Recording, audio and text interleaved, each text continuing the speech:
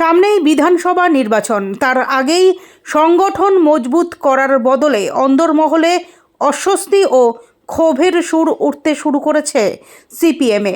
আলিমুদ্দিন স্ট্রিটের অন্দরেই দলের কাজকর্ম ও নেতৃত্বের কিছু সিদ্ধান্ত নিয়ে ক্ষোভ দেখা দিয়েছিল কর্মী নেতাদের একাংশের মধ্যে। এবার সেই ক্ষোভ প্রকাশ্যে এনে সিপিএমের প্রাথমিক সদস্যপদ ছাড়ার সিদ্ধান্ত নিলেন দলের বিদ্রোহী বলে পরিচিত তরুণ নেতা প্রতিকুর রহমান। দলীয় সূত্রে খবর, প্রতিকুর রহমান তার সিদ্ধান্ত জানিয়ে সিপিএমের রাজ্য সম্পাদক মোহাম্মদ সেলিমকে চিঠিও দিয়েছেন। আজ দুপুর 12টা নাগাদ তৃণমূল নেতা কুণাল ঘোষ সোশ্যাল মিডিয়ায় সেই চিঠি প্রকাশ্যে আনতেই রাজনৈতিক মহলে শুরু হয়েছে তীব্র চর্চা ও জল্পনা।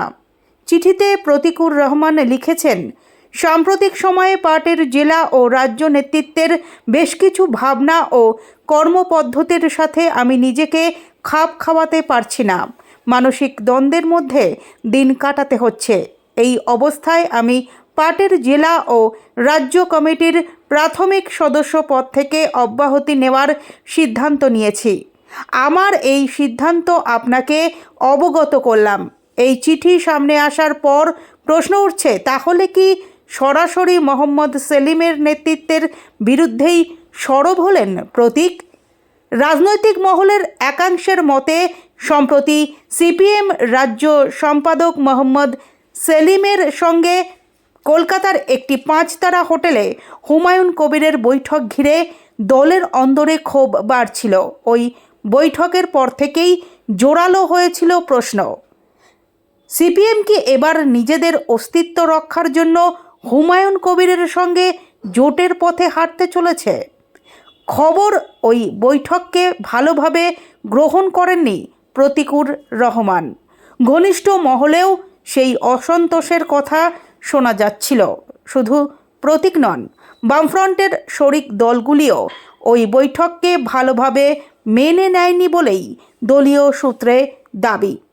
সেলিমের কিছু পদক্ষেপ ও মন্তব্য নিয়ে বামফ্রন্টে ক্ষোভ ক্রমশ বাড়তে থাকে।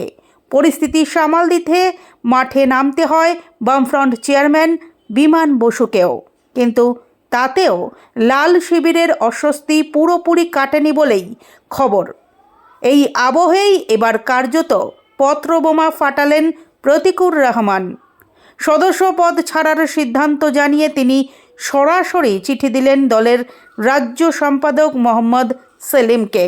এখন প্রশ্ন একটাই, ভোটের মুখে এই বিদ্রোহ কি সিপিএমের অন্দরের সংকট আরও বাড়াবে, নাকি দল দ্রুত পরিস্থিতি সামলে সংগঠনকে গুছিয়ে নিতে পারবে?